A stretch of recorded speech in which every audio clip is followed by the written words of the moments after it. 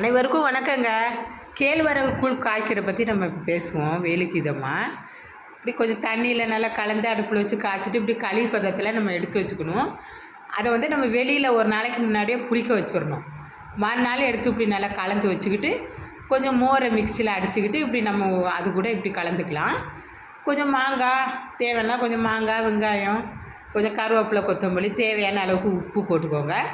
போட்டு ஈஸியாக நல்லா கலக்கிக்கோங்க. இது யார் வேணாலும் சாப்பிட்றாங்க. டயட்டு இருக்கிறவங்களும் சாப்பிட்லாம், சுகர் உள்ளவங்களும் இது சாப்பிட்லாம். எல்லாத்துக்கும் இது நல்லது. கோடைக்கு இதமான கூழுங்க.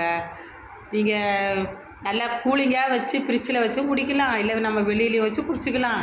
அவ்வளோ சத்து உள்ளதுங்க. யார் வேணாலும், சின்னவங்க பெரியவங்க யார் வேணாலும் குடிச்சிக்கலாம். தேனாமிர்தத்தை விட இது ருசியான கூழுங்க. கேட்டாலும் கிடைக்காத கேழ்வரகு கூழுன்னு சொல்லுவாங்க. இது உண்மைதாங்க. உடம்புக்கு அவ்வளோ நல்லதுங்க.